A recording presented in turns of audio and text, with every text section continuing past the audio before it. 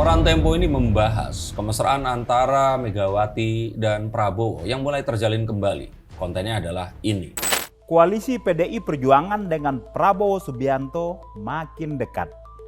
Syarat kepentingan pribadi mengabaikan aspirasi publik.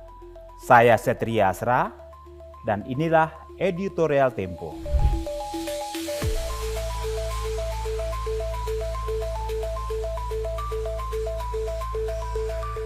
Dan terbit juga dalam bentuk majalah Tempo yang ini. Nah, mengapa kemesraan antara Megawati dan Prabowo ini dianggap masalah bagi media seperti Tempo? Dan mengapa oposisi dianggap akan lenyap jika ternyata hal ini terjadi? Dan apakah betul kartel kekuasaan itu akan menggurita di Indonesia? Mari kita bahas.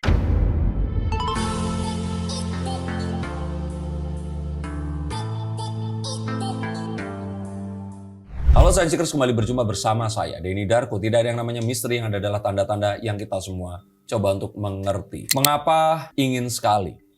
Dalam demokrasi, oposisi itu selalu ada. Orang mengatakan ini sebagai kekuatan yang akan menyeimbangkan, the balance of power. Tapi kalau menurut saya, seharusnya di Indonesia, ini memiliki sebuah pandangan berbeda tentang demokrasi.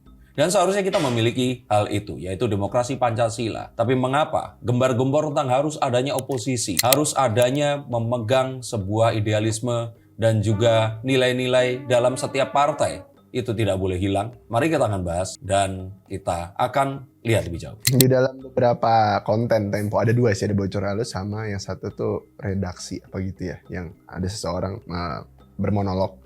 Beliau bilang ini kemungkinan oposisi akan musnah karena Mega Pro akan kembali gitu. Di saatnya oposisi musnah, yang sudah pasti sudah tidak ada lagi negara yang berpihak pada rakyat karena pastinya mereka hanya akan bagi-bagi kekuasaan di kalangan elit politik. Menurut Mas Denny Darko seperti apa? Bodoh.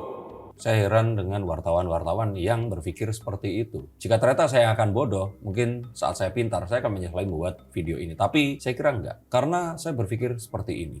Indonesia ini adalah negara yang bentuknya itu kepulauan, terpisah oleh lautan, dan ada banyak sekali suku bangsa yang ada di sana. Dengan warna kulit berbeda, bahasa yang jelas berbeda, budaya, dan hal-hal yang mendetail lainnya. Yang ini harus dipersatukan. Dan dengan demokrasi, jika kita mengadopsi demokrasi dari luar negeri seperti apa adanya, yang datang dari tempat-tempat di mana mereka ini adalah bangsa yang terdiri dari satu ras saja, maka saya kira ini adalah sebuah bunuh diri yang nyata bagi negara dengan beragam suku dan bangsa seperti Indonesia. Mengapa seperti itu? Karena ini hanya akan memperjelas perbedaan di antara kita dan tidak meneguhkan persatuan yang ada. Betul jika ternyata ada sebuah ketakutan, adanya apa yang mereka sebut sebagai kartel kekuasaan. Tapi marilah kita coba untuk lihat lebih baik lagi. Mengapa saya katakan bodoh? Karena jika mereka memang berpikir seperti itu, artinya proses pemilihan yang terjadi dan siapa yang duduk di pemerintahan mewakili rakyat,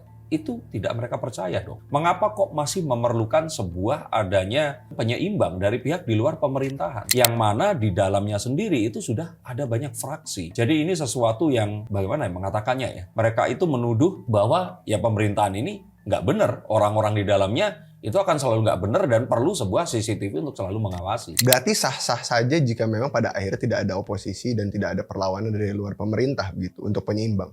Stop dulu sebentar untuk kalian semua yang merasa atau menganggap bahwa saya hanya membacakan tarot untuk artis-artis. Kalian salah. Kalian pun berkesempatan untuk bertatap muka dengan saya atau menanyakan apapun yang kalian ingin tanyakan, dan biarkan kartu-kartu saya di sini mencoba untuk mencarikan alternatif jalan keluar dari pemecahan permasalahan yang terbaik untuk saat ini dan mendatang. Dan saya jamin ini semua akan private. Hanya kalian dan saya yang akan mengetahuinya. Apapun permasalahannya. Karena saat sebuah masalah terjadi, sebenarnya sebuah solusi itu menanti. Dan siapa tahu solusi terbaik dari permasalahan kalian akan ketemu saat kalian ngobrol dengan saya dan izinkan saya untuk membuka setiap kartunya kepada kalian. Hubungi segera nomor di bawah ini dan pastikan nomor ini saja dan izinkan saya untuk membantu memecahkan permasalahan apapun yang kalian alami. Semoga informasi ini bisa membantu kalian memecahkan permasalahan kalian. Oke, lanjut ke konten yang berikutnya.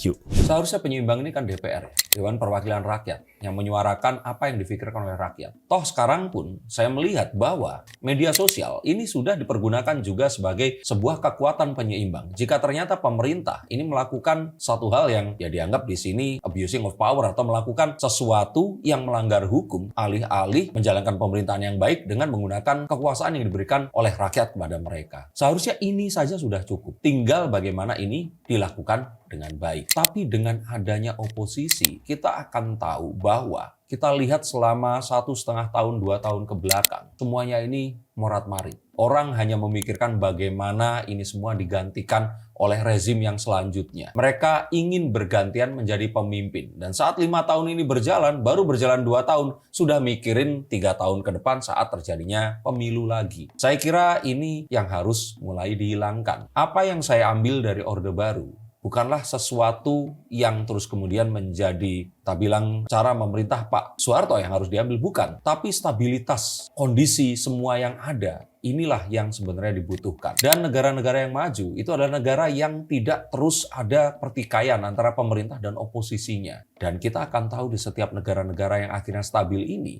hal-hal yang buruk itu masih tetap ada, tapi diminimalisir dengan pengawasan dari sistem yang memang bekerja. Tapi dari apa ya, kalau kita bilang pembahasan redaksi Tempo ini, seolah-olah kalau memang terjadi Mega Pro ini bukan berujung ke pembangunan Indonesia yang ada, tapi justru ya itu maksudnya Disinilah saya keuntungan. menduga bahwa Tempo ini ditunggangi oleh asing. Mengapa demikian? Oke, dengarkan bagian yang ini. Dulu saat negara-negara penjajah ini datang ke Indonesia, mereka itu membiayai anak raja dari selir. Orang-orang yang ingin memberontak, yang merasa bahwa raja yang berkuasa ini harus digantikan. Dan mereka didukung tentu saja dengan sebuah dan dua buah dan banyak buah syarat bahwa nanti saat mereka menjadi penguasa, mereka harus memberikan keuntungan untuk si pemodal ini tadi. Nah, hal seperti ini yang terus kemudian di era demokrasi seperti sekarang ini kan udah nggak ada kerajaan-kerajaan, maka muncullah partai politik. Ini kan raja-raja kecil. Nah, dengan cara membiayai siapa yang akan terus kemudian bisa memenangkan pertarungan politik hingga menjadi pemimpin, maka dialah yang akan menjadi kaki tangan dari siapapun pihak asing yang memiliki kepentingan di Indonesia. Tapi jika ternyata pemerintahan ini stabil, maka hal seperti itu tentu saja akan sulit untuk masuk. Kita contohkan di Amerika. Amerika nggak banyak partai seperti di Indonesia. Dan ini menjamin akan sulit untuk ada emiten asing itu untuk masuk dan mempengaruhi. Ya, kecuali Yahudi ya. Tapi kalau di Indonesia, coba saat pemerintah ini berkuasa, maka partai-partai kecil ini tadi bisa saja menerima modal dari asing, melakukan cara untuk memenangi pemilu, terus kemudian mereka melakukan cara yang tak takutkan itu tadi, dan mengelola apapun yang terus kemudian ada ini demi kepentingan orang yang membiayai hal ini tadi. Jadi hati-hati juga bahwa demokrasi itu pun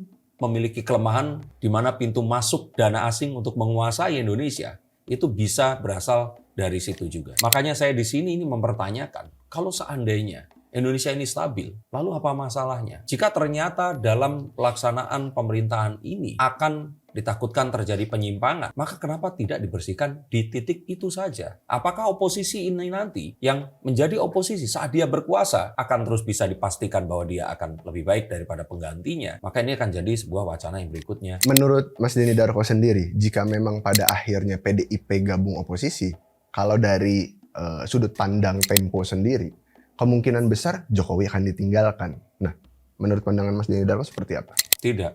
Itu kan pemikiran Tempo. Bahwa mereka memiliki misi untuk selalu harus ada oposisi. Dan mereka sepertinya juga memperoleh oplah dan orang-orang yang menontonnya, itu saya duga dari orang-orang yang tidak puas terhadap pemerintahan. Kalau mereka mau seperti itu, ya jadilah memang media yang memang bertugas seperti itu. Tapi dengan mengatakan bahwa siapapun yang berkuasa, ini akan menjadi kartel atau apapun yang disebutkan itu juga sesuatu yang terlalu berlebihan.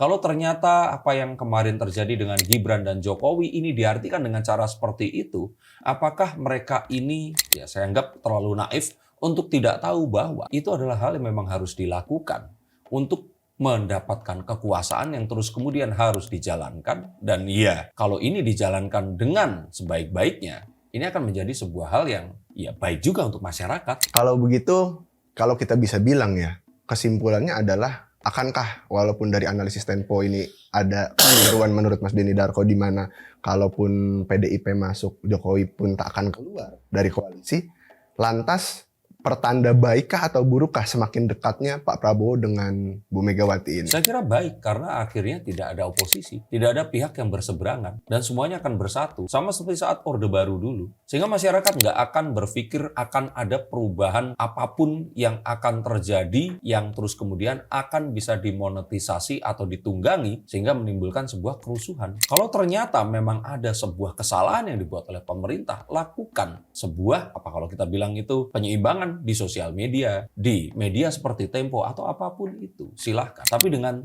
terlalu takut terjadinya sebuah koalisi atau rekonsiliasi, ini sesuatu yang naif. Lantas kalau banyak orang juga yang bilang, maksudnya di saat selain Tempo ya kan banyak juga yang bahas pengamat politik di mana katanya power ini attends to corrupt di saat kekuasaannya absolut, mereka semua bergabung jadi koalisi dan bisa aja itu akan menimbulkan korupsi besar-besaran juga mengeruk semua sumber daya di Indonesia. Betul. Begitu. Makanya perlu adanya media ini tadi.